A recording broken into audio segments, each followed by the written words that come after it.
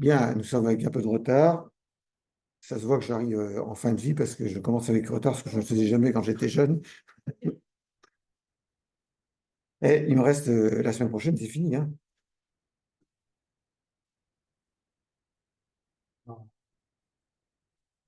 Donc, et pourquoi il est à l'envers mon cours là? Ah oui, d'accord. Il nous restait, je pense, à traiter de la justice dans l'individu. Nous avions traité dans un petit A de la justice dans la cité. Et il nous reste à parler dans ce petit 1 concernant la justice. Faites attention parce que conception platonicienne de la justice. La justice platonicienne petit a une vertu morale et politique. On a parlé de la justice comme vertu politique, hein, comme vertu sociale dans la cité. Il nous reste à parler de la justice dans l'individu, qui est la même, je vous le rappelle. C'est ça qui déconcerte les juristes. Je me suis largement étendu là-dessus la dernière fois. La justice dans la cité a été définie de telle manière que ce soit également la justice dans l'individu. Il y a un strict rapport d'analogie entre les deux. Ce ne sont pas deux justices différentes. Donc, la justice dans l'individu, petit b. Alors, ça nous amène à revenir sur une figure que nous connaissons bien, qui nous est familière désormais, qui est la figure de Thrasymachs dans la République. Ce somme toute, tout part du livre 1 et de la fameuse intervention de Thrasymachs. Et dans cette intervention,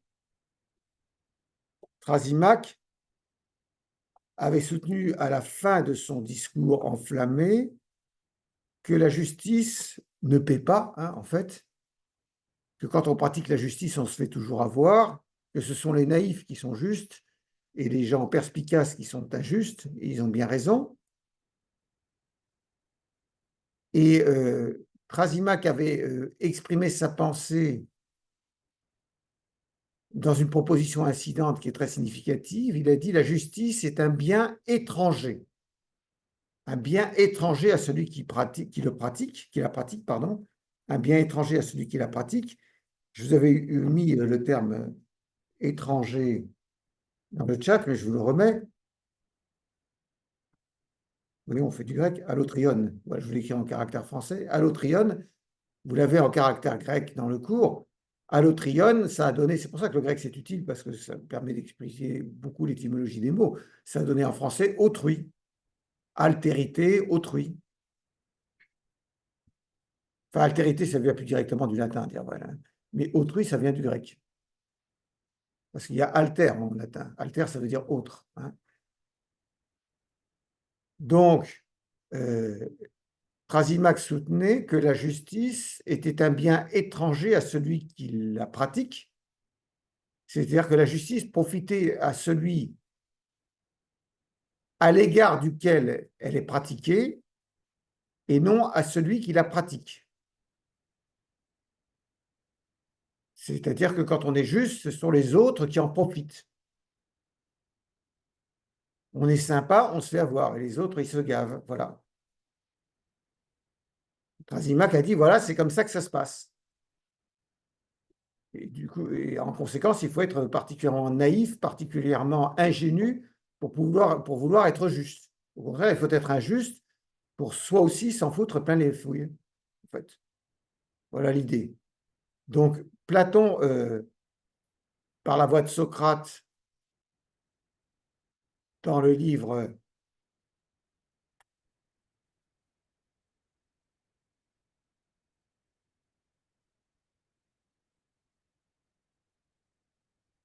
4 de la République, toujours, c'est celui qui est consacré à la définition de la justice.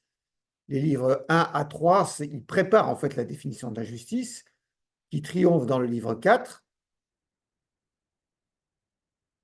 Et après, les livres 5 et suivants vont s'intéresser à la question de savoir comment la justice peut devenir effective dans la cité historique. La justice telle que Platon l'a définie dans le livre 4, elle se rapporte à une cité idéale dans laquelle elle prévaut.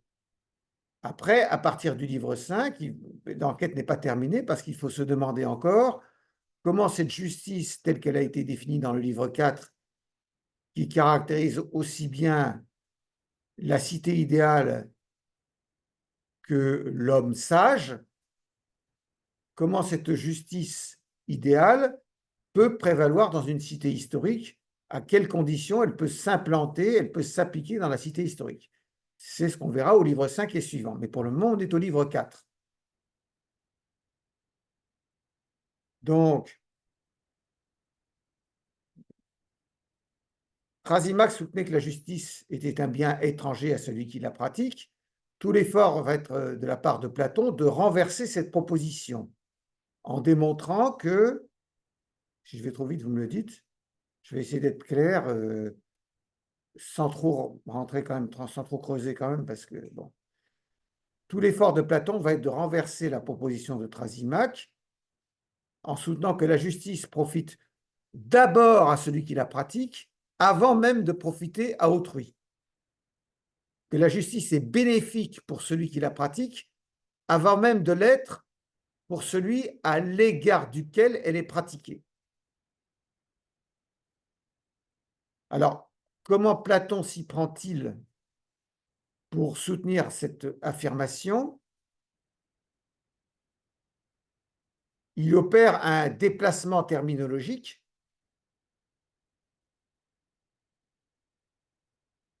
par rapport à ce que les Grecs considéraient habituellement comme le bien.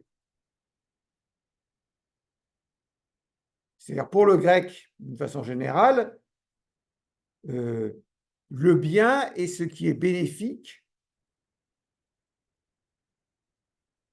utile, profitable. J'utilise différents adjectifs grecs que je reproduis dans le cours écrit, mais que je ne vous citerai pas ici. Mais ils disent finalement que le bien, c'est communément répandu chez les Grecs, l'idée que, la pensée que le bien est ce qui est bénéfique, profitable, utile.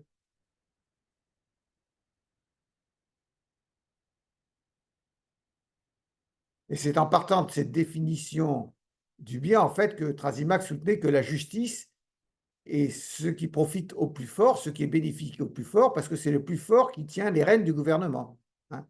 C'est ça l'idée de Thrasymach. Donc le bien est ce qui est quelque chose qui profite, qui est utile, qui est bénéfique. Et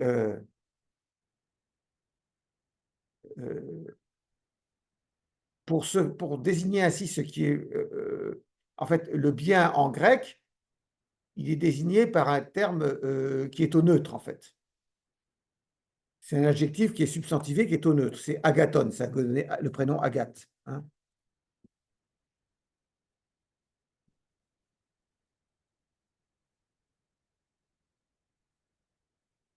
Donc, ça veut dire le bien en grec, to agathon, ce qui est bien. Donc c'est au neutre, en fait. Hein.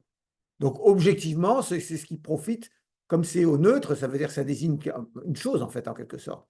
Ça désigne ce qui est profitable, ce qui est utile, ce qui est bénéfique. Bon. Or,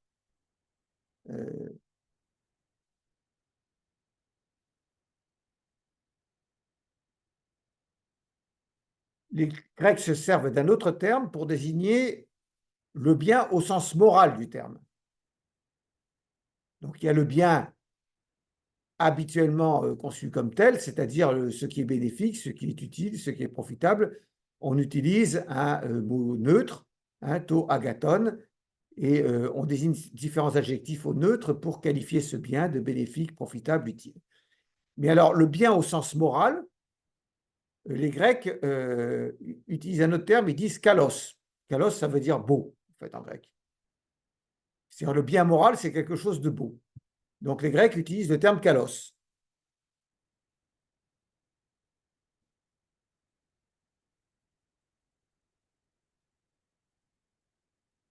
Et donc il y a la fameuse expression que peut-être vous connaissez, kalos kagatos, ça ne vous dit rien?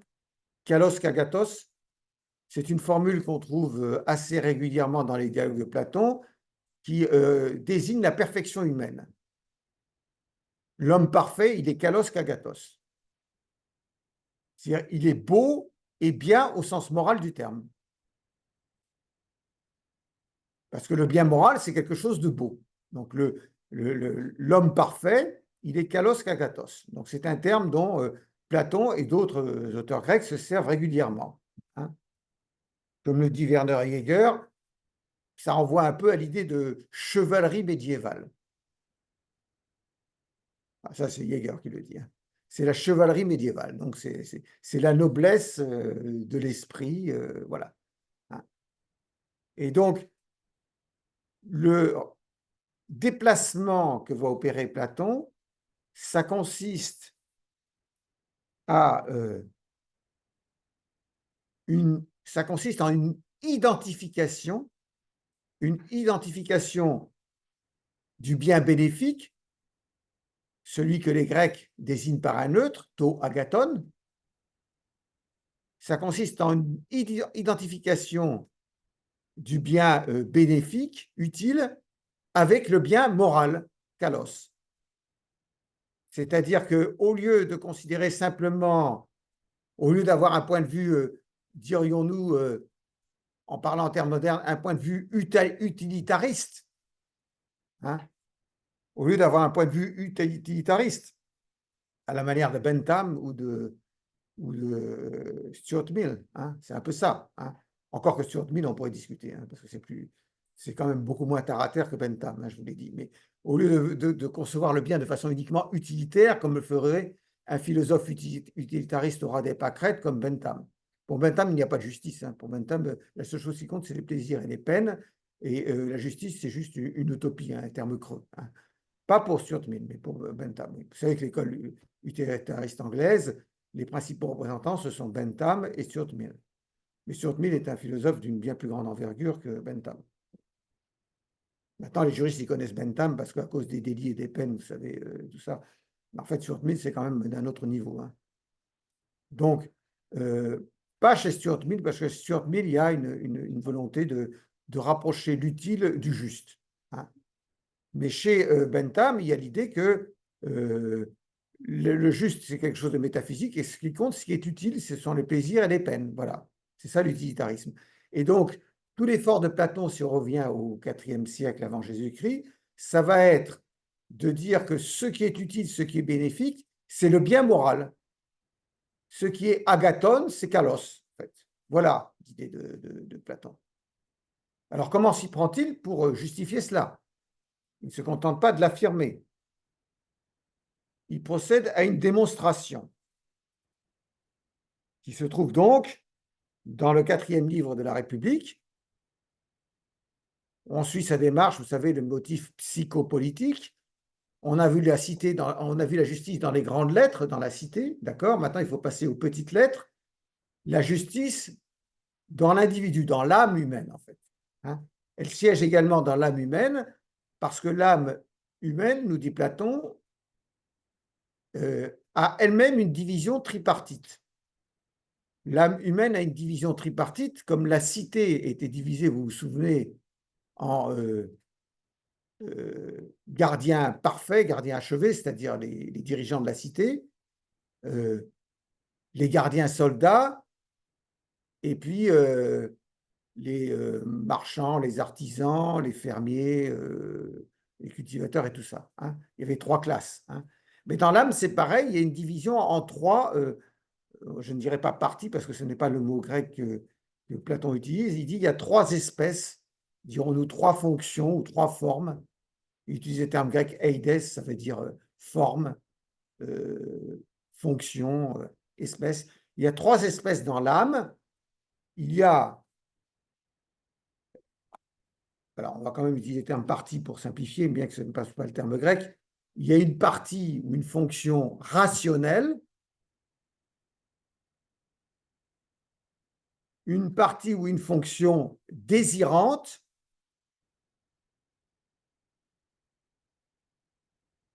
et il y a une partie ou fonction ardente. Donc, il y a 3 fonctions dans l'âme, en fait. La fonction rationnelle, c'est celle par laquelle la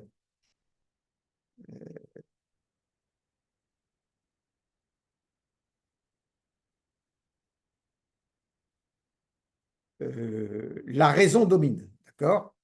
La fonction désirante, c'est la fonction de concupiscence, d'appétence, comme on aime bien dire, hein.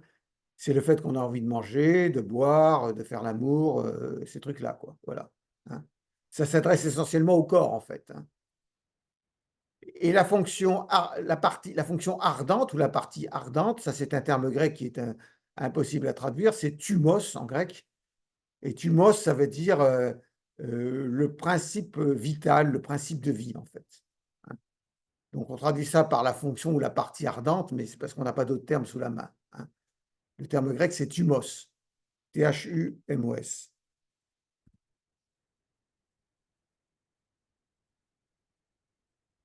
Donc ce que Platon va expliquer, c'est que dans l'âme, ce qu'il faut, c'est que la partie ardente, le thumos, se mette à la disposition, en quelque sorte, se s'allie avec la partie rationnelle.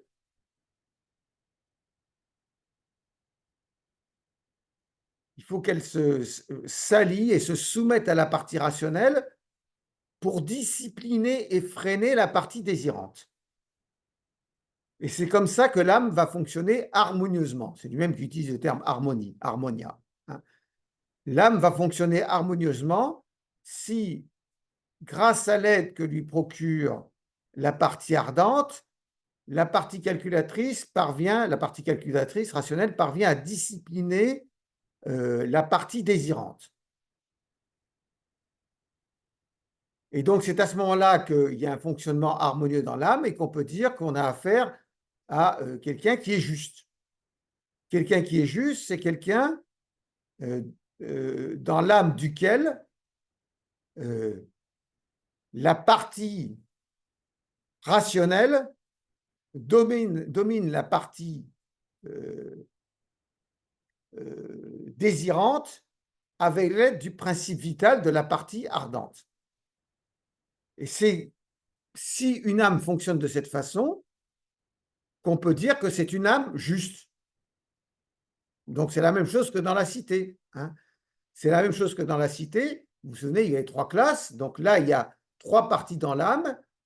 Et ce qu'il faut, c'est que alors la partie ardente correspond au courage dans la cité, bien sûr. La partie rationnelle correspond à la sagesse dans la cité. Et la partie désirante correspond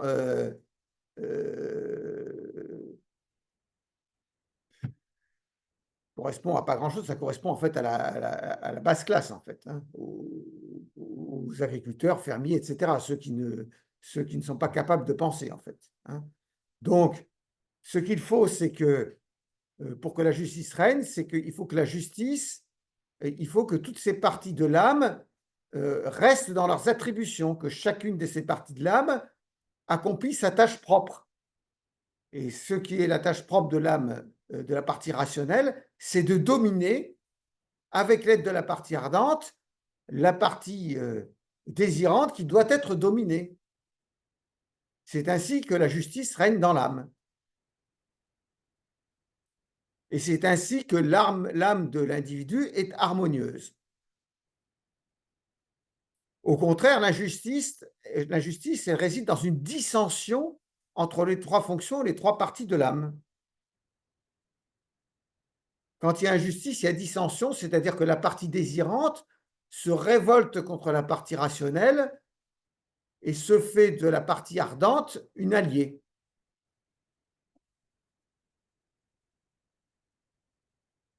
Donc à ce moment-là, il y a un désordre qui s'introduit dans l'âme, et donc ce désordre, évidemment, il préjudicie à l'individu. C'est mauvais pour l'individu d'avoir une âme désordonnée.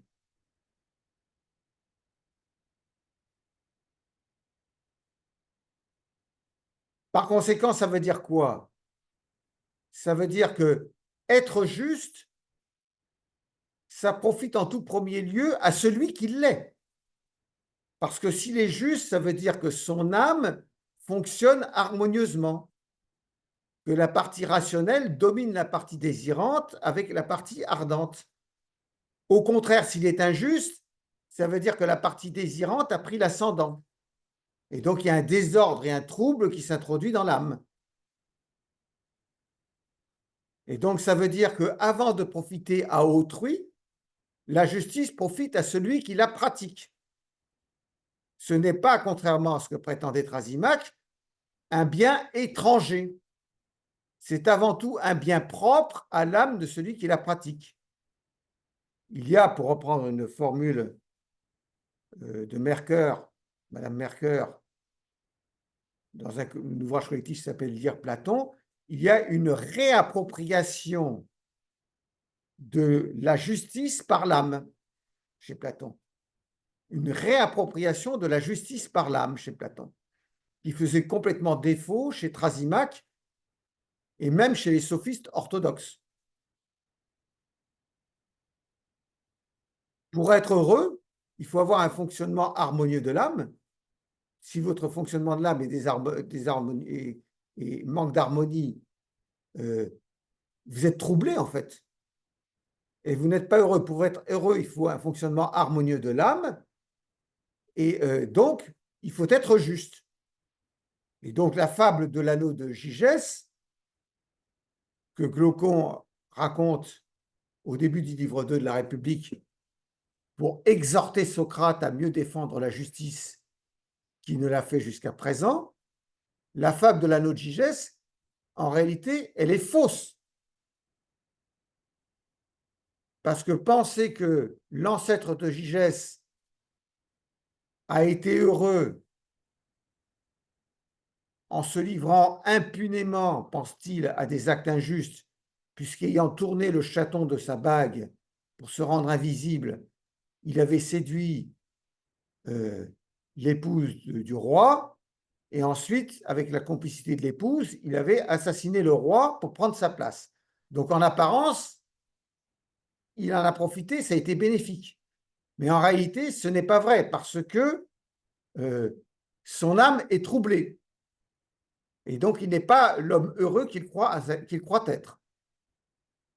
Il y a une phrase célèbre que Platon répète avec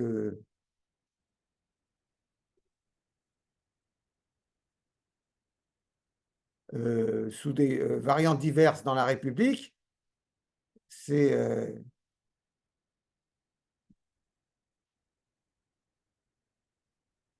Oi aedicontes ou clantanusitus teus. Ça veut dire en grec, les hommes injustes ne le sont pas à l'insu des dieux. Les hommes injustes ne le sont pas à l'insu des dieux. Bien sûr, on peut se dissimuler à la vue des hommes en tournant le chaton de sa bague, comme dans la fable de l'anneau de Gygès, mais on va payer l'addition un jour ou l'autre. Parce qu'on ne le fait pas à l'insu des dieux. Hein.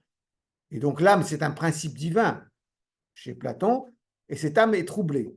Et même d'ailleurs, il ajoute à la fin de la République, je crois que c'est dans le livre 10, il dit de toute façon, si on est injuste, non seulement on ne peut pas l'être à l'insu des dieux, mais on ne peut pas l'être à l'insu des hommes, contrairement à ce que la fable de l'anneau de Gygès suggère, on ne l'est pas non plus à l'insu des hommes, parce que c'est à la fin du bal qu'on paye les musiciens, comme on dit. Hein.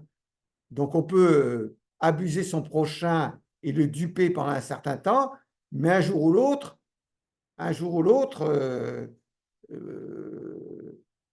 les masques tombent. Hein.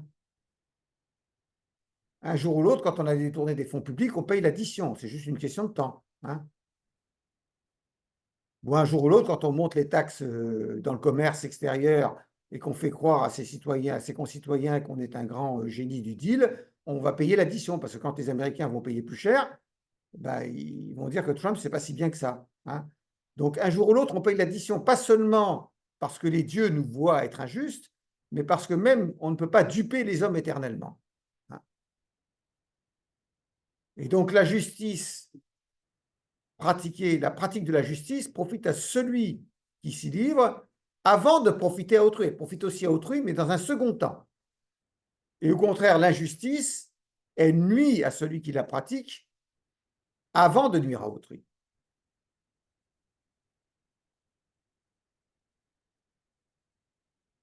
Et donc, si on en revient au début du livre 2 de la République, Glaucon avait dit « Nous sommes bien d'accord que la justice, et c'est vraiment le bien suprême, le bien auquel tout le monde aspire.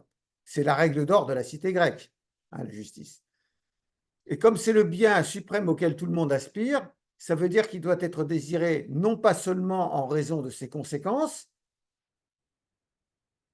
mais aussi par lui-même. » Précédemment, dans le livre premier de la République, Socrate, tu as démontré contre Thrasymachus que la justice ne nuit pas forcément à celui qui la pratique. Parce que la discussion dans le livre 1 de la République, à la suite de la tirade enflammée de Thrasymachus, avait porté sur la question de savoir si effectivement on avait intérêt à être injuste, comme le prétendait Thrasymachus. Et Platon, enfin Socrate, avait démontré contre Thrasymachus qu'en réalité, même dans les sociétés les plus dégénérées, on a intérêt à être juste. Il avait donné l'exemple, vous savez, du groupement de brigands, je ne sais pas, je vous l'ai donné, où forcément, si on ne décide pas de partager le butin ensemble, le groupement n'a aucune raison d'être, hein. On ne va pas pouvoir s'allier aux autres si on ne décide pas de partager le butin. Donc, il y a une forme de justice, même dans les sociétés les plus amorales. Et donc, la justice est quelque chose d'utile. Mais ce que Glaucon demande à Socrate au début du livre 2 de la République, c'est de lui montrer que la justice doit se recommander non seulement en raison de ses conséquences, mais en elle-même. Effectivement, c'est la démonstration que Socrate fait du livre 2 au livre 4, puisque si la justice profite avant de profiter à autrui, elle profite à celui qui la pratique, ça veut donc dire que c'est un bien qui doit être recherché en lui-même et pas seulement en raison de ses conséquences pour autrui.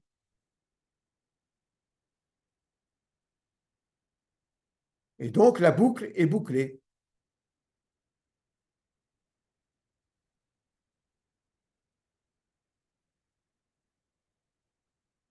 En fait, ceux qui pensent qu'il vaut mieux pratiquer l'injustice, ce sont des gens qui ne sont pas perspicaces, en fait. Si on a la connaissance, si on a la science, on sait qu'il vaut mieux être juste qu'injuste. Ça rejoint, vous savez, la fameuse formule de Socrate, « Nul n'est méchant volontairement. Nul n'est méchant, nul n'est injuste volontairement. » Bien sûr, si on est injuste, on peut vouloir être injuste envers autrui. Mais en fait, on veut et on ne veut pas. On veut être injuste envers autrui parce qu'on pense que ça va nous avantager.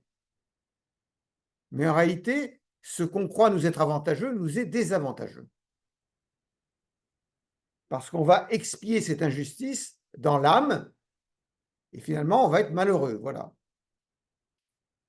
Donc en fait, si on était capable de discernement, on ne serait pas injuste envers autrui parce qu'on saurait que, en étant même volontairement injuste envers autrui, en fait, on agit contre notre propre intérêt.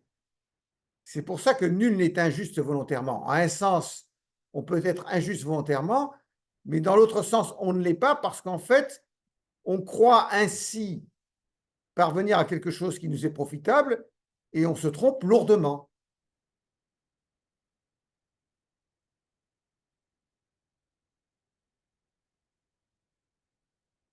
Donc, en un certain sens, nul n'est méchant volontairement, comme le disait Socrate. La vertu, la justice, c'est affaire de science, d'art, de science, de discernement. C'est quand on n'a pas l'intelligence de la justice et qu'on n'a pas le discernement qu'on agit injustement envers autrui. Sinon, on saurait que c'est contraire à notre propre intérêt.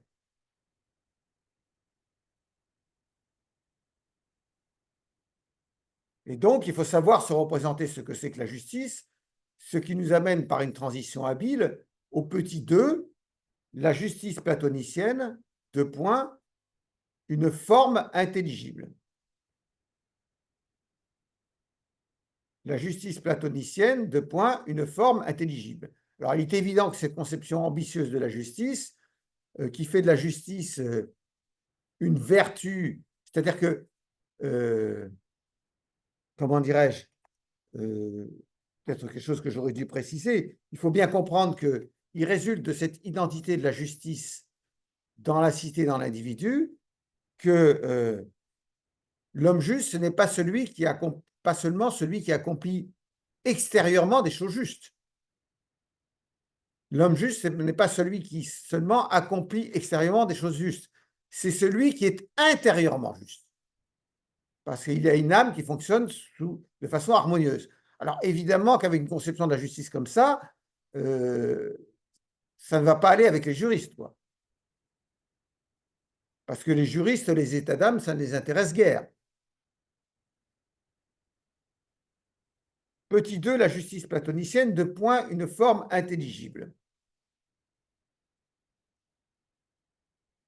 Alors, je ne vais pas détailler la théorie des formes intelligibles de Platon, j'en ai déjà parlé. Vous savez que si Platon a développé sa théorie des formes intelligibles, c'est probablement pour répondre au mobilisme universel de Héraclite d'Éphèse. Puisqu'Héraclite d'Éphèse soutenait avec quelque apparence de vraisemblance qu'on ne descend jamais deux fois dans le même fleuve, que tout s'écoule, que tout est fugace dans le monde sensible, Platon a dit, très bien, cherchons des choses stables et universelles dans un autre monde, le monde intelligible. Et donc, ce qu'il faut bien voir, alors la théorie des formes intelligibles, Platon la développe dans différents dialogues. Il la développe, entre autres, dans la République.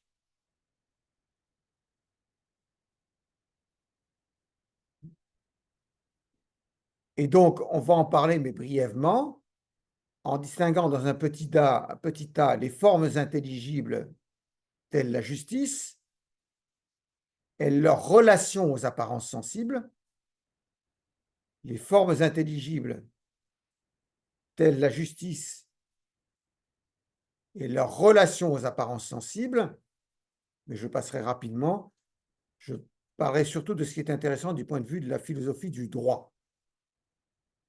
Et ensuite, j'évoquerai, mais alors vraiment en quelques mots, la question du bien chez Platon, parce que pour expliquer complètement sa philosophie, il faut parler du bien en soi, du bien en lui-même, pas du bien utile. Le bien en soi, parce qu'il y a des formes intelligibles, mais pourquoi y a-t-il des formes intelligibles? Parce qu'il y a, au-delà des formes intelligibles, un bien qui est la cause de l'essence et de l'existence de ces formes intelligibles. Mais ça, je vais l'évoquer très rapidement. Dans un petit b, le bien cause de l'être et de l'essence des formes intelligibles, telles la justice. Donc, commençons par le petit a. Les formes intelligibles telles la justice et leur relation aux apparences sensibles. Les formes intelligibles telles la justice et leur relation aux apparences sensibles. Alors, encore une fois, juste quelques éléments. Ce qu'il faut bien comprendre, mais ça c'est important si on veut parler de la philosophie du droit de Platon, même si ça tient à sa philosophie générale, ce qu'il faut bien comprendre, c'est que chez Platon, il y a une coïncidence absolue entre, dirons-nous, son ontologie, pas seulement son ontologie juridique, mais son ontologie en général. Il y a une coïncidence parfaite entre son ontologie et son épistémologie.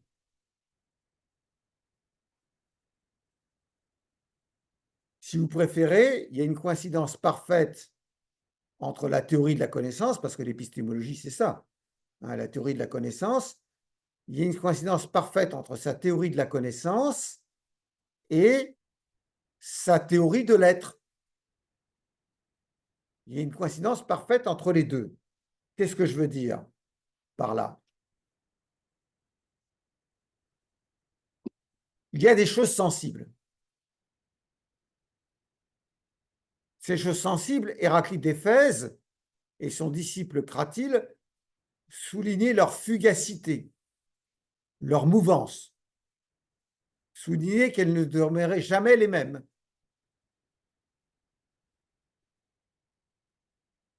Et donc, puisque ces choses sensibles sont sujettes à mutation, à changement, puisqu'on n'entre jamais deux fois dans le même fleuve, il en résulte qu'on ne peut pas avoir véritablement connaissance de ces choses sensibles. Comment voulez-vous avoir connaissance d'une chose sensible alors que celle-ci se transforme continuellement et que nous-mêmes, nous nous transformons continuellement? Donc, des choses sensibles, nous ne pouvons avoir qu'une opinion.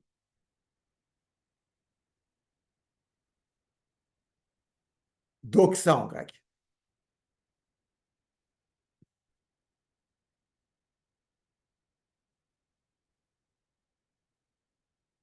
Tandis que connaissance, ça se dit gnomé. Hein, cognoscobilité, hein, ça vient de gnomé en fait.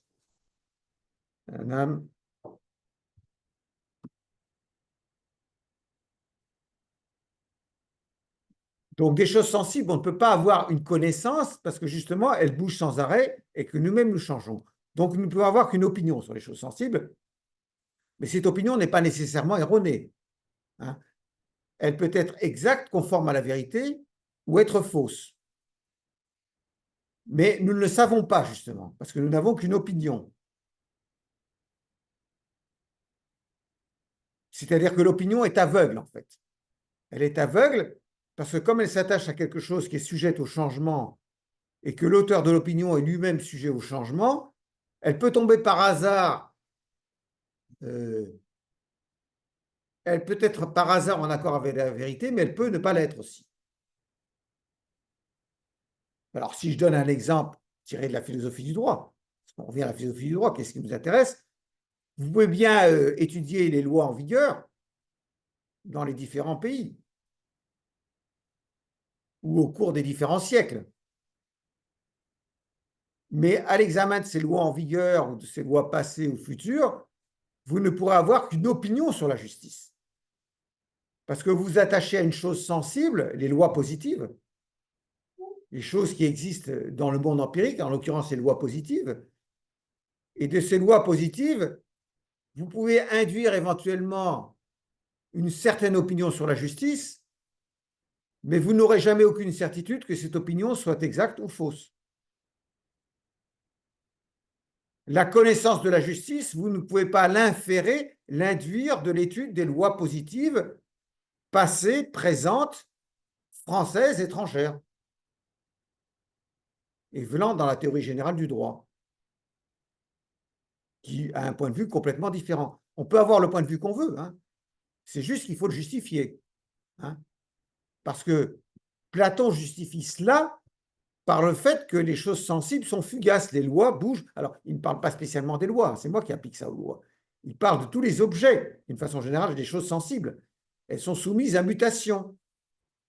Et les hommes eux-mêmes sont soumis au changement, ils sont changeants. Donc, il ne peut y avoir que des opinions.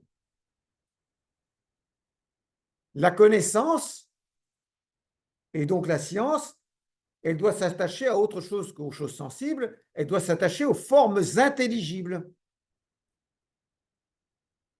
Parce que les formes intelligibles, elles sont universelles et immuables.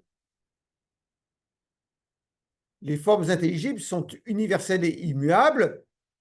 La kabbalistique, l'idée du cheval, elle est toujours pareille. Tandis que les chevaux qui galopent dans le pré, ils peuvent être alezans, ils peuvent être hongres, ils peuvent être comment on dit un cheval brun? Ils peuvent être comment? Oui, ils peuvent être baies, ils peuvent être alezans, ils peuvent être palomino, ils peuvent être ce que vous voulez. Hein. Puis un cheval peut être gris quand il est jeune et devenir blanc quand il vieillit. Donc on n'a pas, il n'a plus les mêmes dents, etc. Hein. Bon. Donc la forme intelligible du cheval, elle demeure toujours identique à elle-même. Elle est universelle, elle vaut pour tous les chevaux. Mais Platon, dans la République, donne un célèbre exemple qui est celui du lit.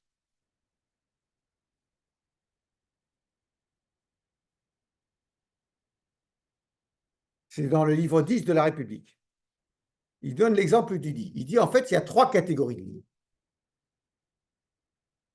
Il y a l'idée du lit, la forme intelligible du lit que Dieu a créée. Il y a le lit que confectionne l'artisan, le menuisier. Et il y a le lit que le peintre peint sur un tableau. Et donc, ces 3 catégories de lits sont dans un rapport décroissant par rapport à la vérité. Le véritable lit, c'est la forme intelligible du lit, celle que Dieu a créée.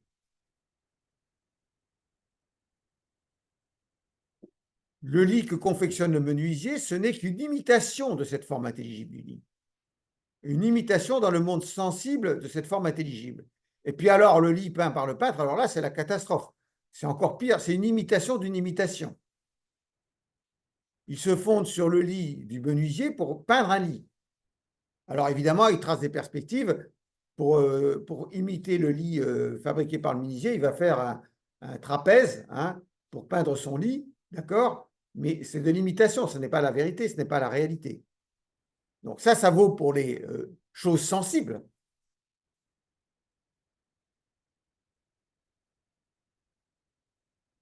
Mais ça vaut également, ces théories des formes intelligibles, pour les attributs généraux. C'est-à-dire que Platon applique sa théorie des formes intelligibles pas seulement aux choses sensibles comme le lit, le cheval ou ce que vous voulez, il applique ça également aux attributs généraux comme le juste, la justice, le beau ou le bien.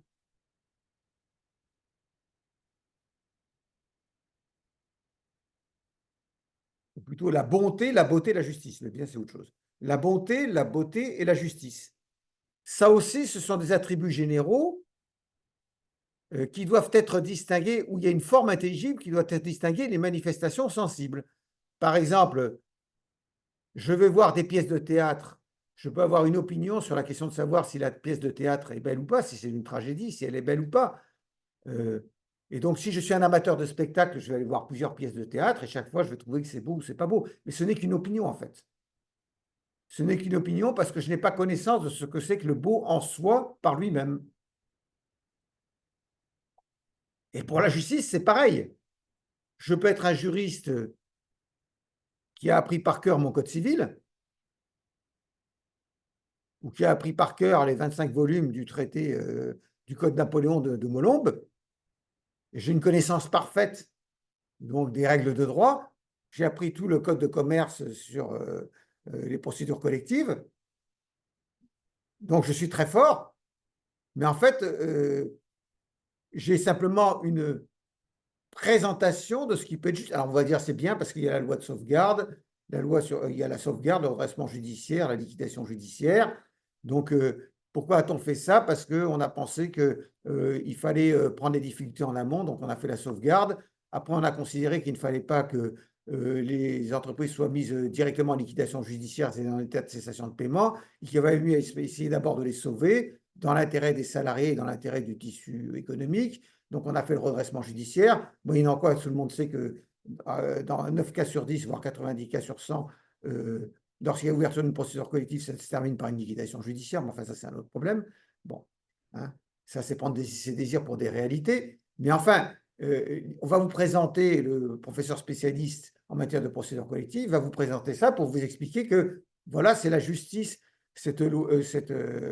le code de commerce, ces dispositions sur les procédures collectives, elles sont justes parce que leur but est de préserver le tissu économique, les entreprises, et de préserver aussi les salariés. Elles sont justes. Mais en fait, et donc la sauvegarde, c'est juste, le redressement judiciaire, c'est juste, la liquidation judiciaire, c'est juste.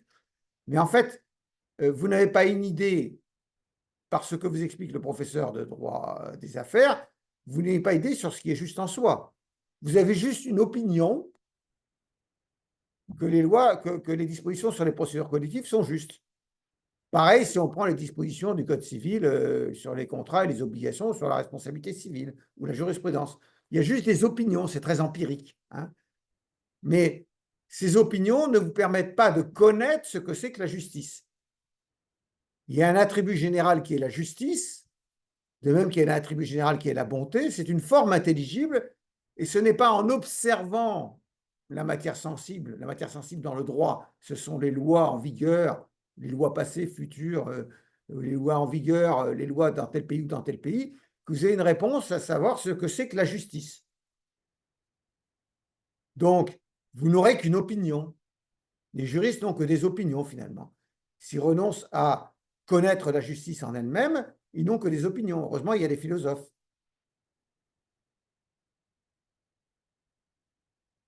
Donc, ça veut dire quoi? Ça veut dire que du point de vue de la philosophie du droit de Platon, évidemment que le droit ne se réduit pas aux lois en vigueur.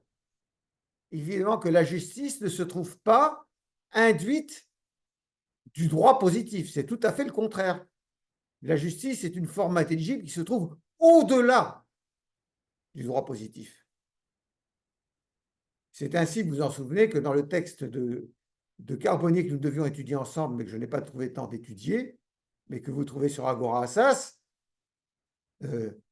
Carbonnier définit en une phrase la philosophie du droit en disant « Au-delà des manifestations sensibles que sont les lois et les décrets en vigueur, y a-t-il une idée au sens platonicien de la justice, une forme intelligible qui se situe au-delà?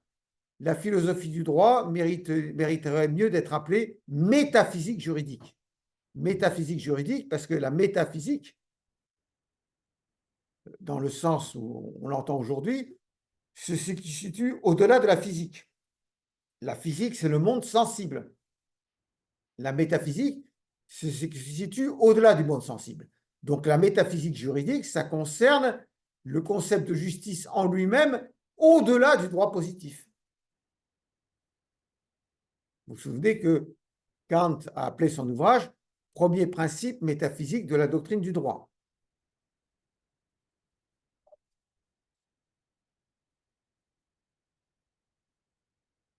Et donc, je vais vous donner votre pause, quand on lit la République de Platon, on voit bien que Platon ne s'intéresse nullement aux lois en vigueur.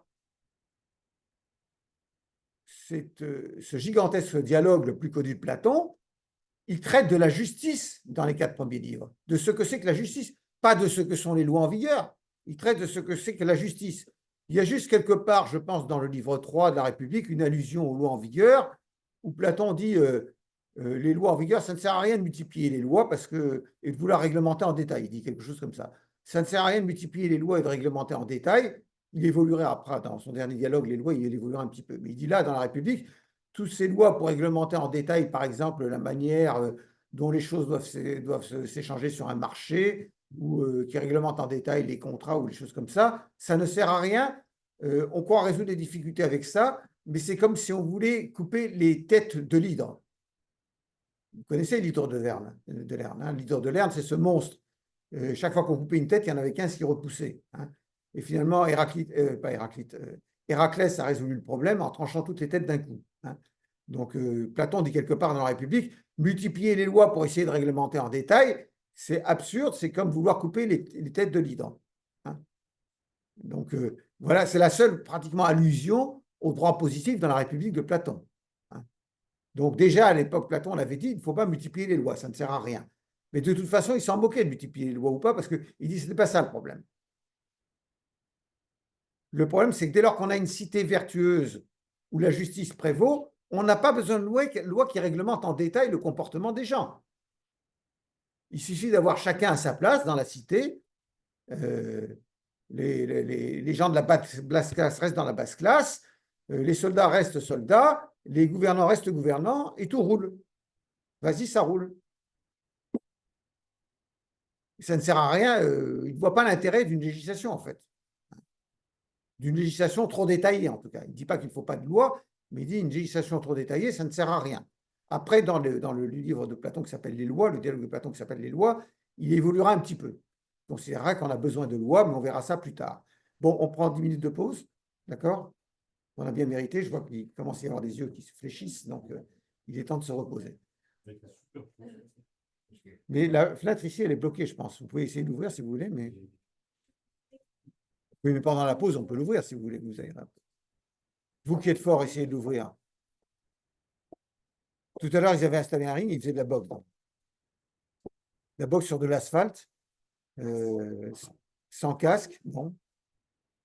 Enfin, oui, non, vous avez une chaise. Mais quelqu'un qui est galant va vous lever la chaise. Mais heureusement, le professeur de boxe, Pimbert Evena, est venu quand même, il a contrôlé que les gens ne s'envoyaient pas des pavés trop brutaux des parpaings trop brutaux dans la figure, quand même.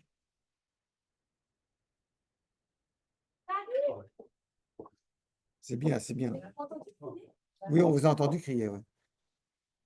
Il n'y a pas de souci, on est en pause. Mais vous avez été enregistré.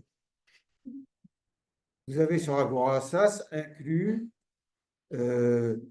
inséré un document avec des exemples de questions qui auraient pu être posées à l'examen. Je vous le montre très brièvement, vous voyez. Je n'en ai mis que 12, hein, parce que je ne vais pas faire un QCM blanc de 30 questions, hein. Donc, vous voyez comment ça se présente. Tout est indiqué sur le système du tout ou rien, pas de points négatifs. Et voilà, alors, des questions qui sont plus ou moins faciles, hein. Quelle est celle? Il y en a une que vous trouvez difficile?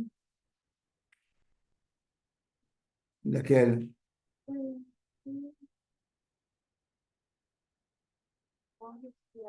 Moi, par exemple, en fait, je pense que parfois j'ai noté des choses quand je vois le plateau auprès de la gestion de ce type de l'IGRS, c'est-à-dire de c'est l'idéal de magnésie. Si vous relisez, si vous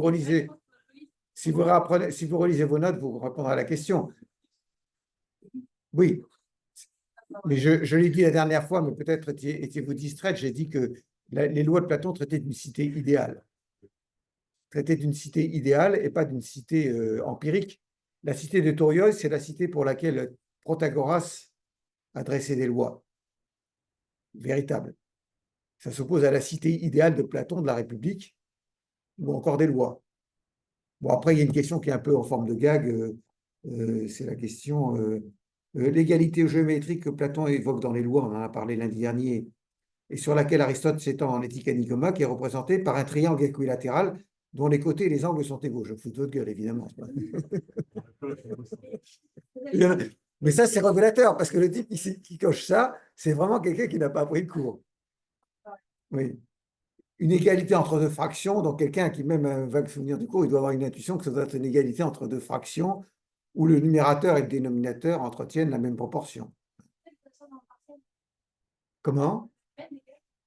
Non, pas non. Là, je fais ça pour rigoler, mais je ne veux pas mettre des gags.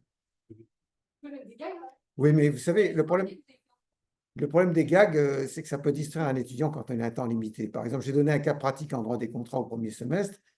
C'est un type qui avait acheté une horloge qu'il croyait ancienne, qui n'était pas ancienne, etc. Il demande conseil à un maître horloger qui lui dit bah, tu t'es fait avoir, c'est une horloge moderne, je ne sais pas trop quoi. Et le type qui était le maître horloger, au départ, je l'avais appelé Laurent Houtan. Et après, j'avais imaginé que le type qui avait acheté l'horloge soupçonnait sa femme de le tromper et qu'il avait chargé une société de détective privé de vérifier si sa femme ne le trompait pas, et qu'en fait, il était rentré chez lui à l'improviste et qu'il avait trouvé sa femme dans les bras de Laurent Houtan. J'avais mis ça, je trouvais ça amusant, et puis après, j'ai supprimé, je l'ai appelé Laurent Degand, pas Laurent Houtan, parce que je me suis dit, c'est un gars que ça va les faire rigoler, mais ils n'ont que 3 heures. Et non, mais en fait, vous pouvez vous faire plaisir et rigoler. Moi, ceux qui m'ont eu en droit des contrats spéciaux savent que je fais parfois des cas pratiques qui sont marrants, hein. Mais à l'examen, il ne faut pas faire de l'humour vaseux qui peut distraire les étudiants du fait qu'ils n'ont que 3 heures pour résoudre. Donc finalement, alors l'équipe m'a dit pourquoi vous n'avez pas gardé, j'aurais dit j'avais mis Laurent Houtin puis j'ai mis Laurent Degand, oh, ça aurait été marrant. J'ai dit oui, mais j'avais peur que les étudiants se laissent distraire en fait. Je crois qu'il n'y en a pas, hein, dans le QCM que j'ai donné, il n'y a pas de blague. Ah bah oui. Souvent, ça se passe bien. En quelle matière? En général, oui, parce que la matière, enfin, l'examen est conçu de telle manière que ceux qui ont soit suivi le cours, soit ceux qui ont les enregistrements sont capables de répondre. Le but, c'est de ne pas faire un examen drastique qui va éliminer tout le monde, sachant qu'il n'y a pas de rattrapage possible en master, hein. Donc, il faut en tenir compte. Maintenant, je vous l'ai dit, il ne faut pas faire preuve de démagogie non plus et faire un truc complètement. Bon, il faut avoir quand même appris son cours, quoi, hein. Il faut trouver un équilibre entre les deux. Mais comme en général, la matière intéresse les étudiants, enfin, je fais peut-être des illusions, mais j'ai l'impression que la matière intéresse les étudiants, ils l'apprennent quand ils ont le temps, quand même. Donc, finalement, les résultats d'examen ne sont pas mauvais. Et même en philosophie of law, dans la matière en anglais, j'ai été étonné l'année dernière de voir les très bons résultats que j'ai eus. Non seulement en anglais, les gens écrivaient bien en anglais, ce qui m'a surpris, mais en même temps, les connaissances, j'étais impressionné quand même. Donc, je pense que quand la matière intéresse les étudiants, il faut un effort. Il y a juste un problème de temps, parce que le calendrier est très resserré. Voilà. Oui. Comment? Pas l'environnement. L'environnement, pas. Voilà. Après, il y a une question de temps, évidemment. C'est la raison pour laquelle il faut faire un sujet adapté au temps dont les étudiants disposent pour réviser. Il ne faut pas raisonner comme si on était la seule matière à faire passer. Vous dispensez en L1 ou en L2? Non, alors théoriquement, c'est en L2. Il y a des étudiants de Melun qui le suivent d'ailleurs aussi. Mais en fait, il y a des étudiants qui sont beaucoup plus âgés que de L2 qui viennent en Erasmus, par exemple. J'ai plusieurs étudiants, plusieurs Polonais, j'ai une Tchèque, j'ai des Espagnols, des Suédois, des Grecs. Bon. Donc, il y a des étudiants qui ont plus de maturité, quoi. Mais c'est un cours où on discute un peu plus qu'ici, parce que j'oblige les gens à parler en anglais pour qu'ils décantent leur anglais, en fait. Parce que le but, c'est que les gens fassent de l'anglais, quoi. Donc, si je parle sans arrêt et si les gens n'interviennent pas, le cours passe un peu à côté. Voilà. Mais je le kiffe, ce cours en anglais, hein. Ah oui, j'ai réclamé, parce qu'il était parti chez les publicistes, j'ai dit que je le voulais. Donc, il est revenu chez les privatistes pour 2 ans, donc c'est la deuxième année que je le fais. Et j'ai dit, je ne regrette pas de m'être emmerdé à le faire et d'avoir emmerdé tout le monde pour pouvoir le faire, parce que il me plaît ce cours. Mais il est plus aussi, il y a plus d'aparté vers la philosophie anglaise que la philosophie américaine, pour tenir compte du fait que c'est un cours en anglais. Je parle de John Rawls, par exemple, beaucoup plus que dans le cours ici. Oui. Est-ce que vous pensez personnellement que vous avez des ouvrages ou des contributions quelconques en anglais, justement? En anglais, à lire. Est-ce que vous avez déjà fait des ouvrages? En anglais, moi? Non, vous savez, pour faire mon cours en anglais, j'ai écrit en français, j'ai mis sur DeepL. Comme tout le monde. Mais je connais une professeure de droit qui est bilingue, elle fait pareil. Quand elle écrit en français, elle le traduit sur DeepL. Mais après, je ne me contente pas de faire ça. Après, je vérifie. Parce que je suis quand même assez bon en anglais, donc je peux voir si DeepL ne m'a pas sorti une tournure qui est un gallicisme. Donc je corrige après. Mais au départ, et c'est tombé, je ne vais pas écrire un cours de 200 pages en anglais, ou alors il faut le temps de l'écrire. Pas le temps. Mais après, je vérifie que ça correspond bien à ma pensée et que les tournures ne sont pas trop maladroites pour un anglophone. Et ça, j'ai la possibilité de le vérifier.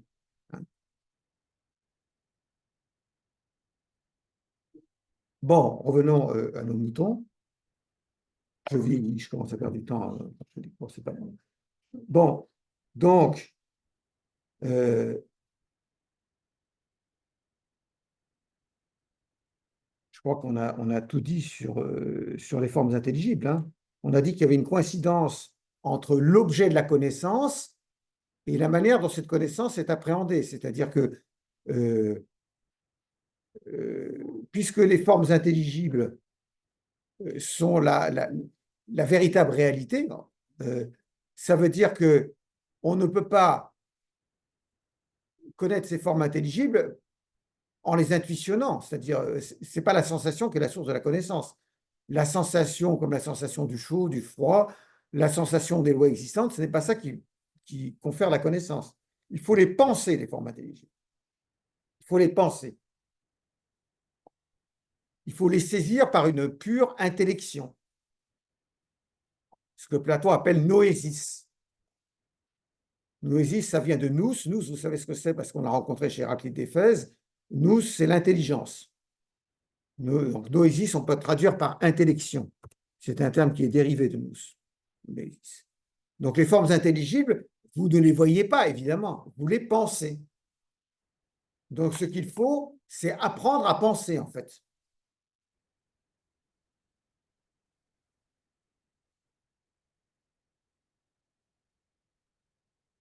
Alors, J'ai tout dit là-dessus. Oui, il y a une seule chose que je n'ai pas dit qu'il faut que je dise quand même, qui est importante dans la philosophie de Platon, c'est que vous me direz, c'est bien, il y a les formes intelligibles et il y a les choses sensibles. Par exemple, il y a la justice en soi et il y a les lois en vigueur. Mais quel est le rapport qu'elles entretiennent? C'est-à-dire, comment les formes intelligibles se retrouvent-elles dans les choses sensibles? Et là, il faut reconnaître que Platon n'est pas très clair. Il utilise des termes équivoques, ce qui explique que Aristote ait tellement critiqué sa théorie des formes intelligibles. Parce qu'on n'arrive pas à déterminer exactement quelle est la relation, le rapport qui existe entre les formes intelligibles et les choses sensibles. Que ces choses sensibles soient des choses corporelles comme un lit ou un cheval, ou que ces choses sensibles soient des attributs comme enfin, des choses incorporelles comme les lois, par exemple, hein, par rapport à la justice. Quel est le rapport qui est entretenu entre les deux? Alors, tantôt, Platon parle de... généralement, il dit qu'il y a une participation, que les choses sensibles participent des formes intelligibles. Participent des formes intelligibles ou qu'elles participent aux formes intelligibles. Mais qu'est-ce qu'il veut dire par là? On ne sait pas trop.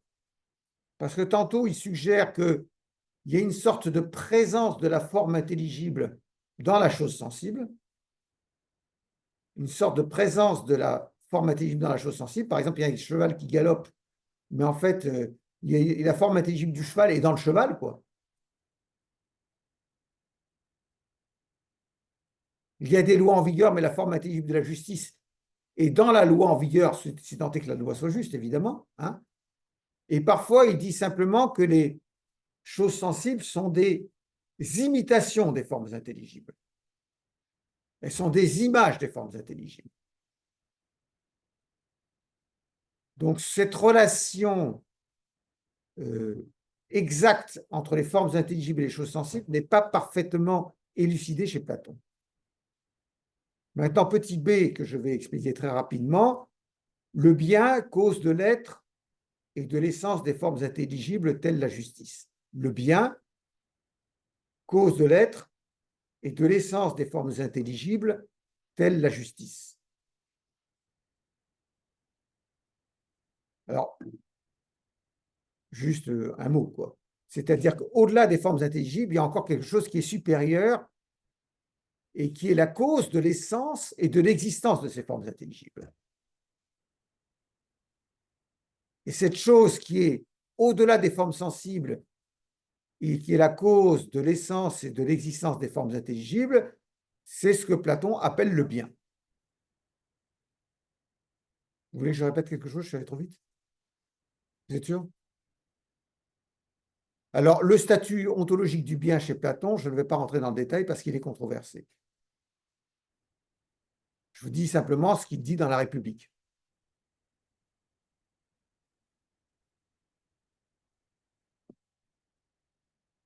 C'est dans le livre 6 de la République. J'en profite pour vous évoquer, mais seulement évoquer avec vous, une comparaison, enfin une métaphore et une allégorie qui sont très connues dans la République, par lesquelles Platon illustre sa pensée, enfin c'est Socrate qui parle, par lesquelles Platon illustre sa théorie des formes intelligibles. C'est la métaphore de la ligne coupée, dont peut-être vous en avez entendu parler, qu'il développe à la fin du livre 6 de la République. La métaphore de la ligne coupée, en avez-vous entendu parler? Eh bien, vous resterez sur votre faim, à moins que vous ne souhaitiez consulter le cours écrit, parce que ça m'entraînerait trop loin. Et la seconde illustration de la pensée de Platon, c'est la fameuse allégorie de la caverne que vous connaissez tous.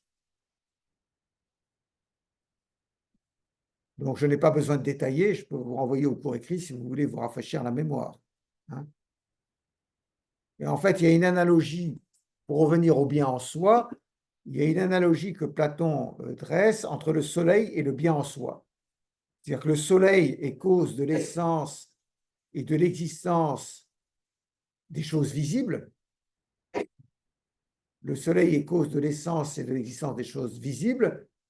Le bien est cause de l'essence et de l'existence des formes intelligibles. C'est-à-dire que le bien joue dans le monde intellectuel, le bien joue dans l'univers intellectuel le même rôle que le soleil dans le monde sensible.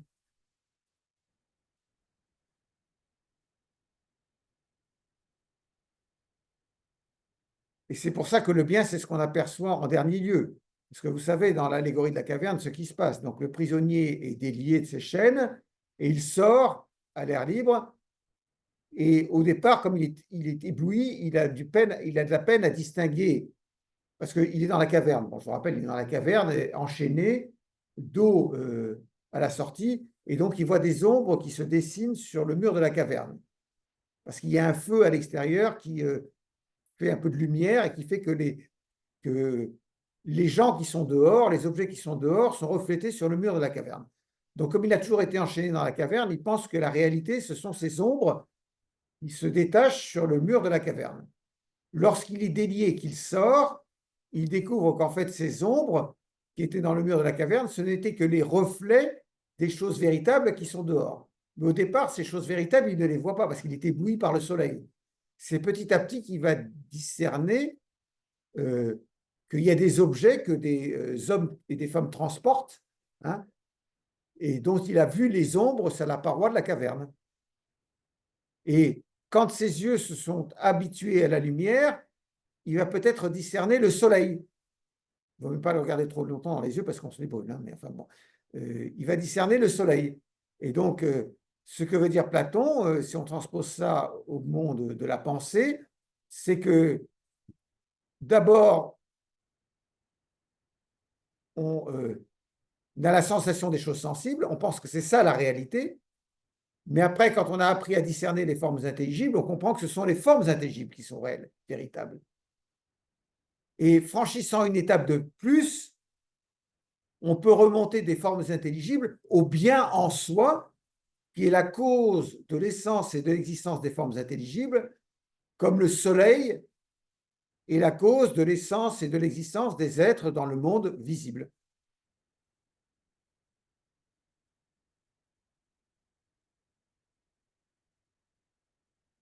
Alors naturellement, celui qui est délié de ses chaînes et qui sort au soleil et qui voit les formes intelligibles, c'est le philosophe.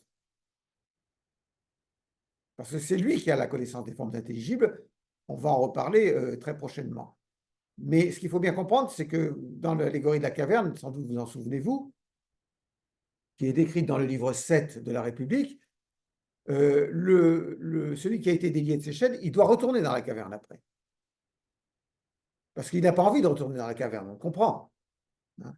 Ce n'est pas un ours polaire, hein, ou un ours qui hiverne, donc il n'a pas envie de retourner dans la caverne, il a envie de rester dehors. Hein.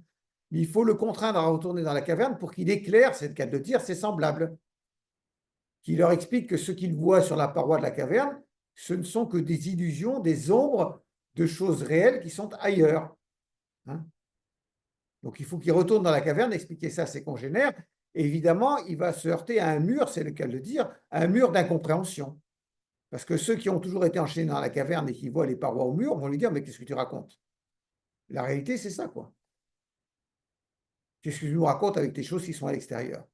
Donc le philosophe, une fois qu'il a discerné les formes intelligibles et le bien, et qu'il désire éclairer ses semblables, il se heurte à l'incompréhension et à l'hostilité de ses semblables,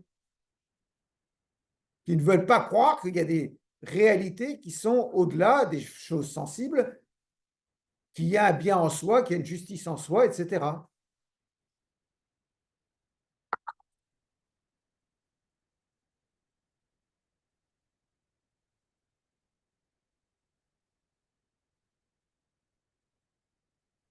Forcément, celui qui a été, au départ, il est sorti au soleil, donc il a été ébloui, puis ses yeux se sont habitués à la lumière. Mais quand il rentre à nouveau dans la caverne, il ne voit plus très bien, quoi. Il est dans l'obscurité.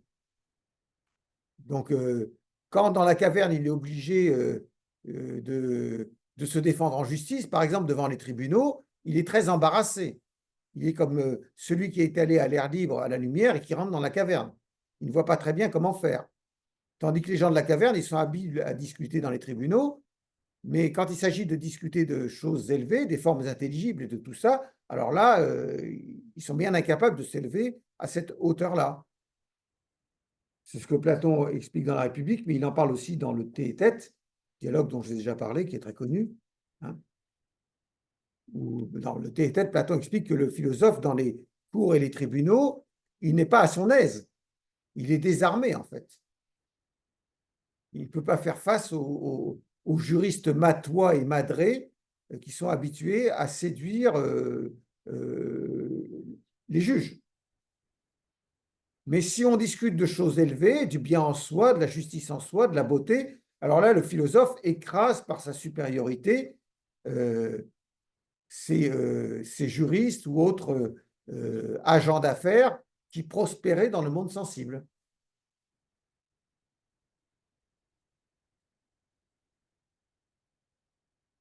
Alors, il y a aussi autre chose, vous allez me poser. Alors là, je fais juste une allusion, mais c'est très connu.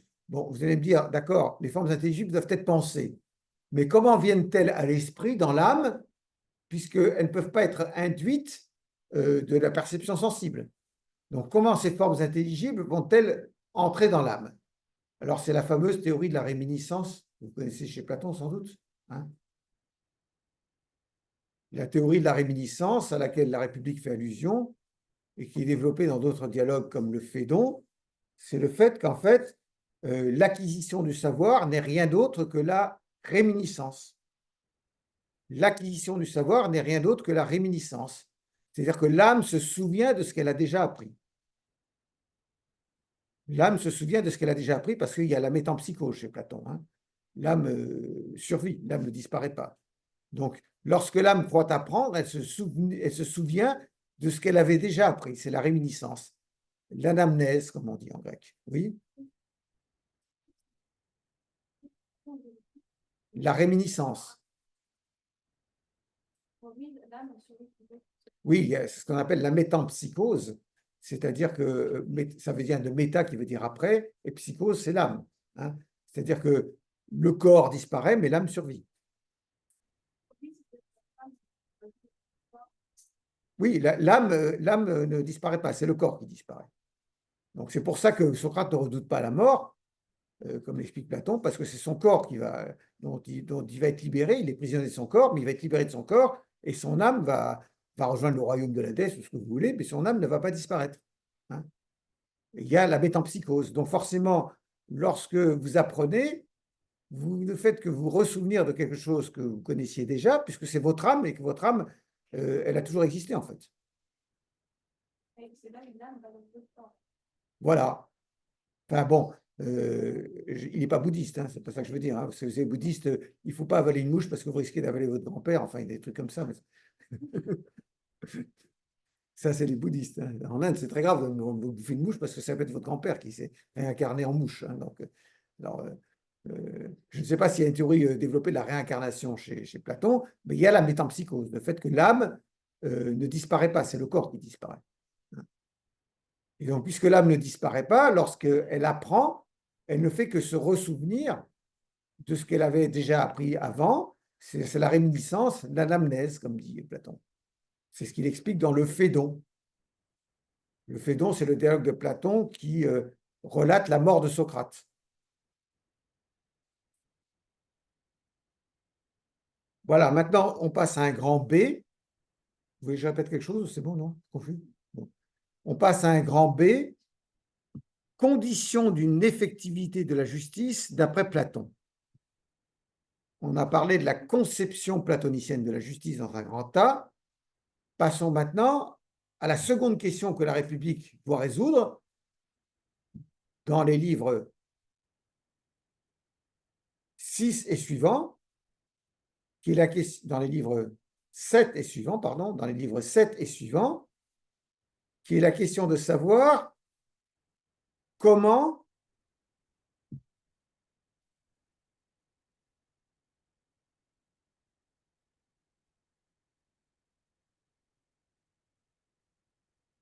je ne me trompe pas sur le numéro du livre quand même. Non, c'est dans les livres 5 et suivants.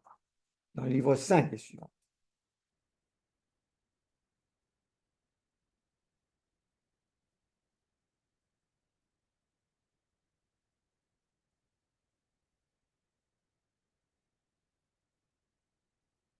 Dans les livres 6 et suivants, je ne me souviens plus. Voilà.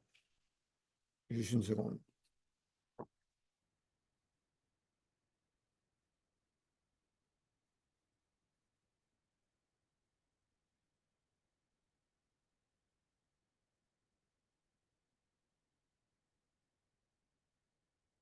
Je vais aller plus vite.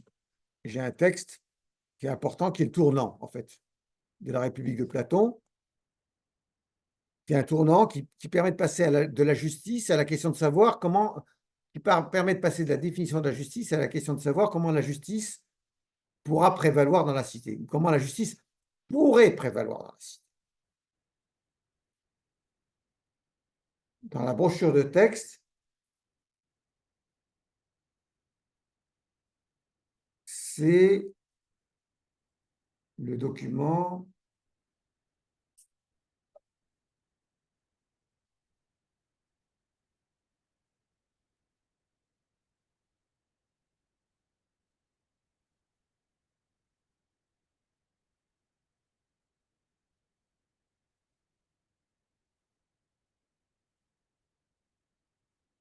c'est le document 6.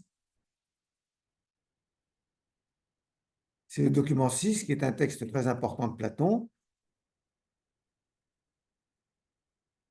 Je vais le mettre en partage d'écran.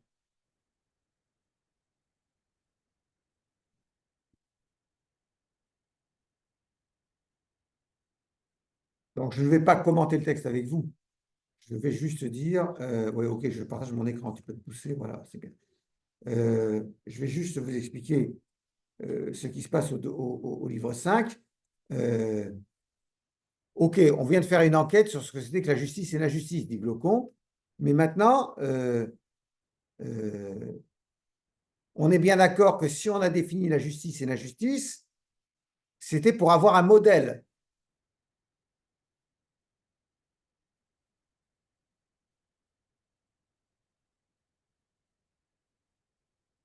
Mais si on a un modèle, est-ce qu'il ne faut pas se demander comment ce modèle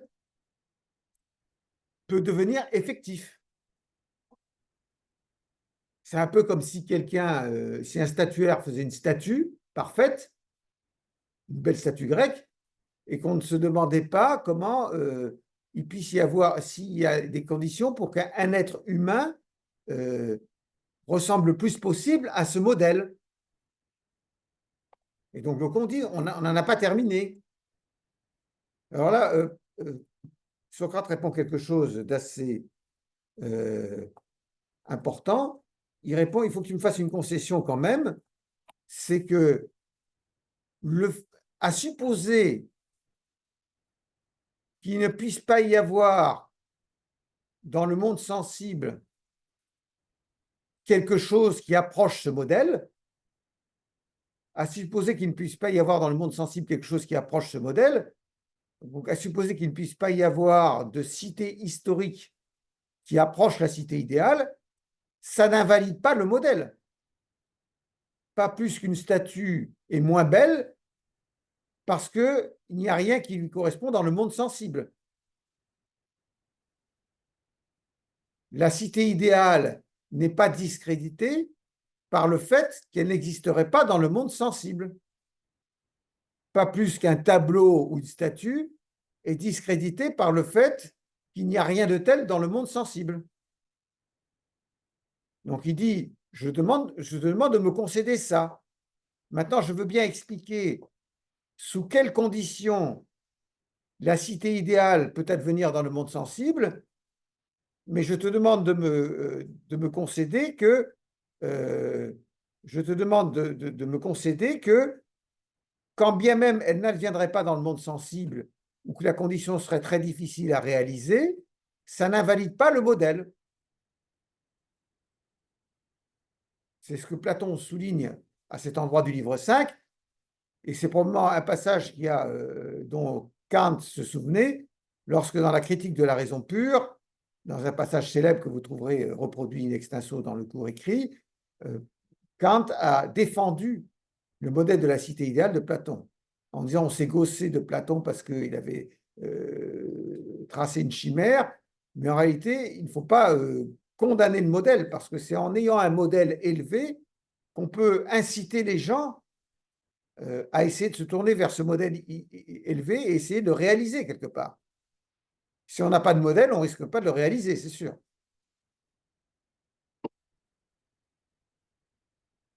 Alors, comment donc la cité idéale peut-elle se réaliser et donc la justice, au sens platonicien du terme, devenir effective? Alors, il y a une condition unique. Hein. C'est pour ça que grand B, c'est condition, mais condition au singulier. Hein. Il y a une condition, en fait. Alors, il y a une condition, mais disons qu'il y a des préalables nécessaires, dont Socrate parle avant. C'est-à-dire que, en fait,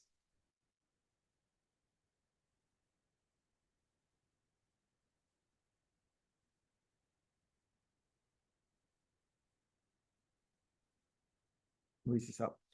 Donc, en fait, Socrate fait une image. En fait, il dit, on est un peu comme si on était au bord de la mer, à Royan ou à Biarritz. Enfin, il ne parle pas de Royan ou Biarritz. Et vous savez, il y a des rouleaux de vagues qui arrivent comme ça, et hop, saute sur les rouleaux comme c'est amusant, etc. Mais ça peut être dangereux, quoi. Si à Biarritz, c'est des vagues qui sont dangereuses. Donc, ou alors, je ne sais pas s'il est sur un esquif et qu'il s'agit de passer par-dessus des vagues. Hein. Il dit, il y a des vagues qu'il faut surmonter. Il y a des vagues qu'il faut surmonter, qui arrivent et qu'il va falloir surmonter, et qui ne sont pas faciles à surmonter pour arriver à nos fins. Alors, il dit la première vague qu'il faut surmonter, d'abord, c'est l'idée que la femme serait inférieure à l'homme. Il faut aller les vagues, ce sont des préjugés, en fait, des préjugés des Athéniens, des préjugés des Grecs, contre lesquels il faut s'élever, qu'il faut surmonter pour donner une chance à la cité idéale d'advenir. Alors, le premier préjugé, c'est celui selon lequel les femmes seraient inférieures aux hommes. Donc, en fait, le grec moyen, c'est bon, la femme est à la cuisine et l'homme s'occupe du reste. D'accord? Or, Platon dit dans la République, ce n'est pas parce que les femmes et les hommes sont par nature différents, c'est-à-dire que la femme engendre et que l'homme procrée, ça on est bien d'accord, mais ça ne veut pas dire que les femmes sont inaptes aux emplois des hommes. Chaque fois que ce n'est pas la différence de nature qui existe entre l'homme et la femme, il n'y a aucune raison d'écarter les femmes des fonctions auxquelles l'homme peut prétendre. Par exemple, gouverner la cité, ça peut très bien échouer à une femme autant qu'à un homme si elle a la sagesse. Par exemple, être soldat, les femmes peuvent l'être autant que les hommes. Quand même, en Ukraine, une bonne partie de l'armée est composée de femmes. Hein. Bon. Et voilà. Donc, il ne faut pas considérer que, par nature, la femme est incapable d'accomplir les tâches de l'homme. C'est absurde. C'est juste qu'ils ont une différence de nature, mais en dehors des hypothèses où c'est la nature de la femme qui intervient, qui est différente de celle de l'homme, il n'y a aucune raison qu'elle soit écartée de fonctions auxquelles elle est parfaitement apte. Hein. Bon, évidemment, comme elle est moins forte physiquement, on demandera peut-être de porter des armes moins lourdes, mais par exemple, Platon dit, pourquoi est-ce que les femmes ne pourraient pas s'entraîner dans le gymnase? Pourquoi ça devrait être réservé aux hommes? C'est sympa, en plus on est nus dans le gymnase, donc...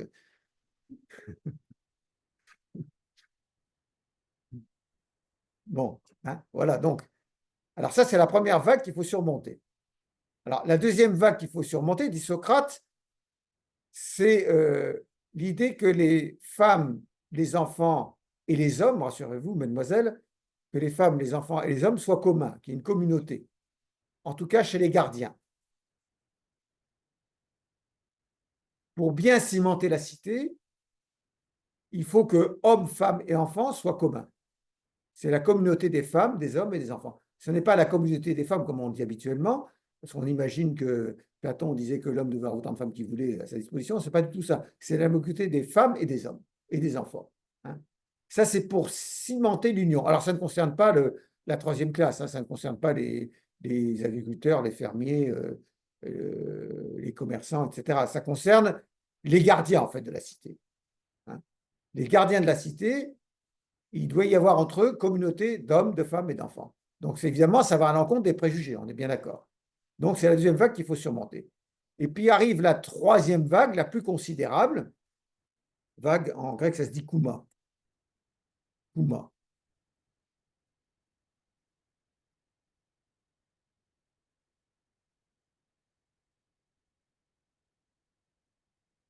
La troisième vague qu'il faut surmonter, et c'est celle qui constitue la condition fondamentale pour que la cité idéale advienne, il faut que les philosophes deviennent rois ou que les rois se convertissent à la philosophie. C'est très connu, évidemment.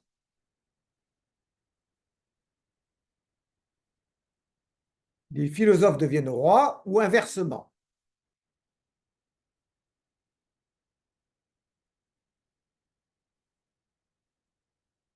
Alors, première question, pourquoi, pour que la cité idéale advienne, faut-il que les philosophes deviennent rois ou inversement?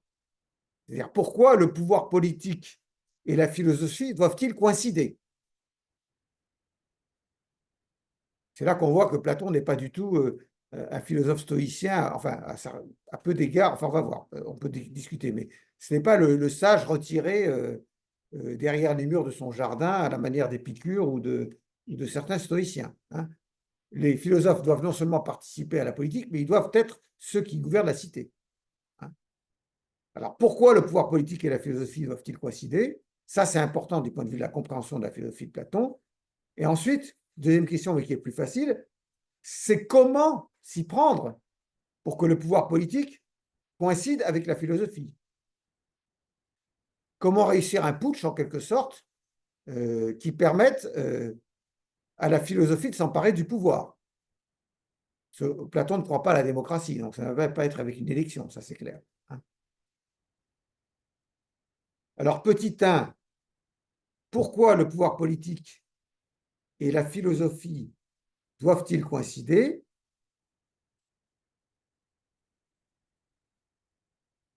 Et pour l'expliquer, il faut comprendre que la théorie des formes intelligibles chez Platon, dont j'ai parlé, la théorie des formes intelligibles chez Platon dont j'ai parlé, elle n'a pas seulement un rôle du point de vue de la connaissance. Je vous ai expliqué, les formes intelligibles, ce sont les seules auxquelles s'applique la connaissance.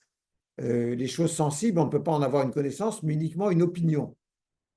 Mais la théorie des formes intelligibles, elle n'a pas simplement une fonction du point de vue de la connaissance. Elle n'a pas seulement un rôle, dirions-nous, gnoséologique. Gnoséologique, ça veut dire un rôle du point de vue de la connaissance. Elle a aussi un rôle normatif, la théorie des formes intelligibles. Et ça, c'est très important. Elle a un rôle normatif.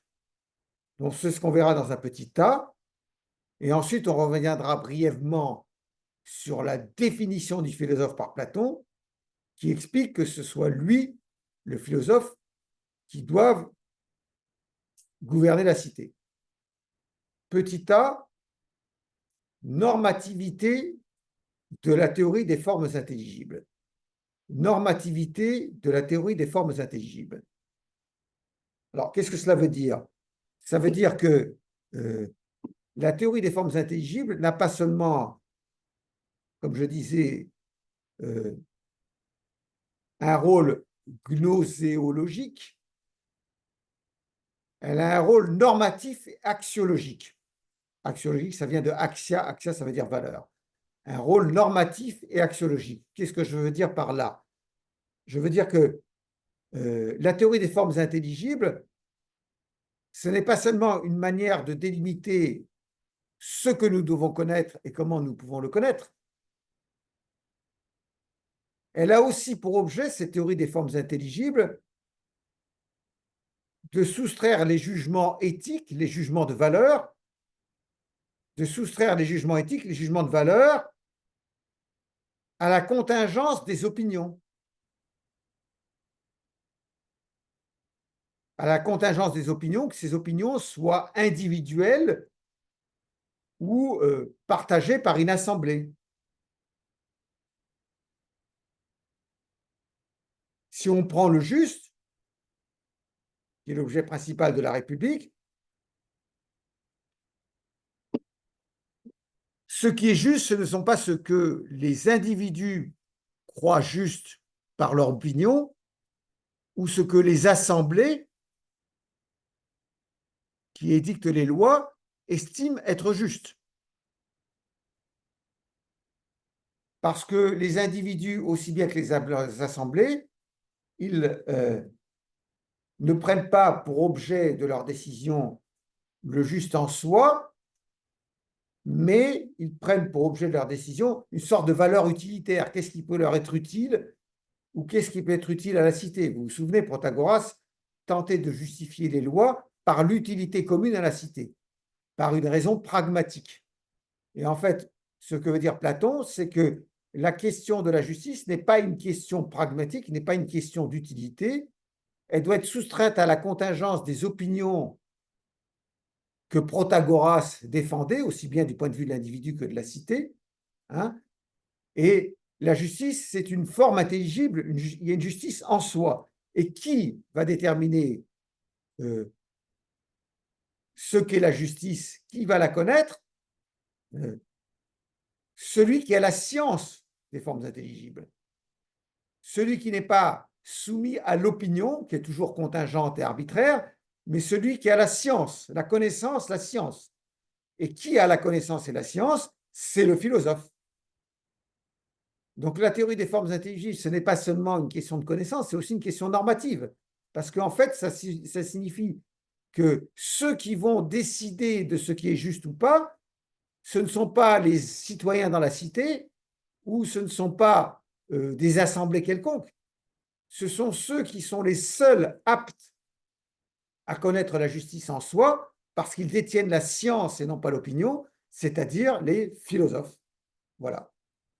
On s'arrête là pour aujourd'hui.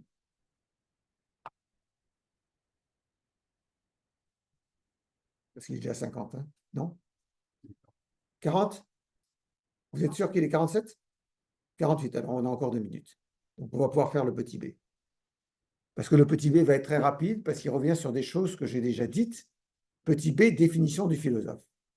Et là, je puis me permettre de renvoyer à l'introduction à ce cours, que certains ne trouvaient pas parfaitement clair, mais j'ai mis des subdivisions depuis dedans, je me signale, pour clarifier. Donc, en fait, la philosophie, c'est l'amour de la sagesse, selon Platon. Hein. Et en fait, quels sont ceux qui, par leur formation et leur éducation, Platon attache beaucoup d'importance à l'éducation dans la République.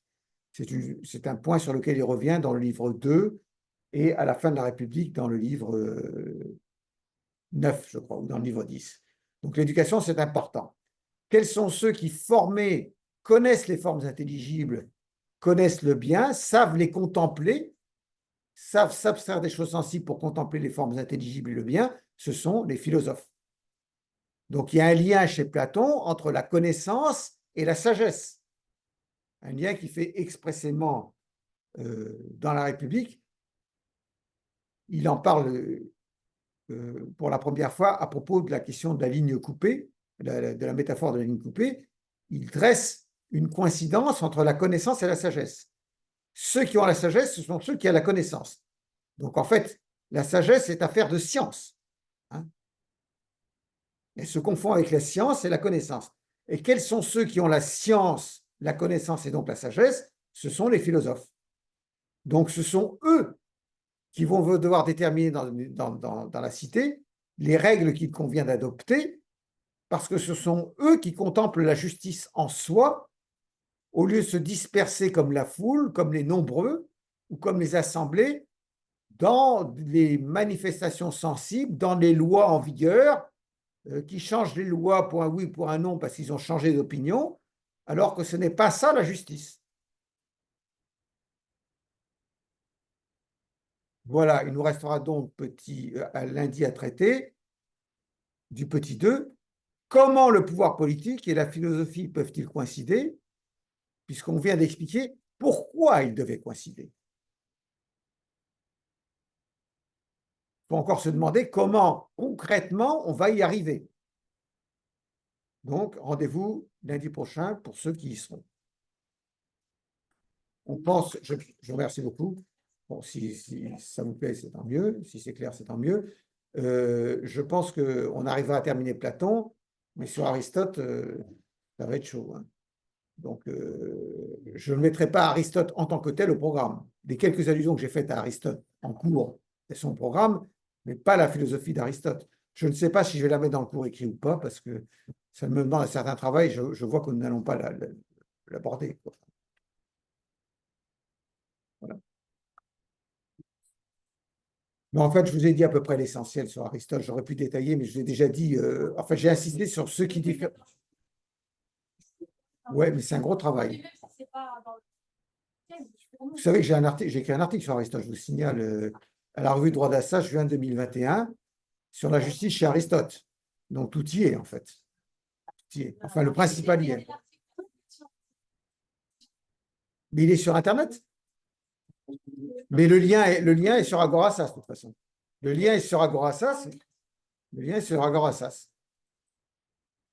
Je pense, à moins que j'ai été pris dans l'accès de modestie, que je ne l'ai pas mis, mais il me semble que je l'ai mis. Enfin, j'ai mis le lien vers le numéro. Il s'appelle Justice, droit naturel, justice, quelque chose comme ça. C'est un numéro tout entier et dedans, il y a cet article sur Aristote. Sinon, il y a aussi un article de François Chénédé à la revue trimestrielle de droit civil, 2020, quatrième numéro. Mais très différent du mien, hein. Voilà.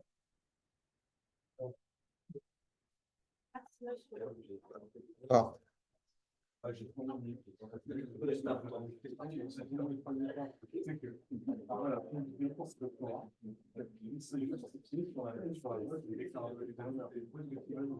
En disant, ouais, bon, après,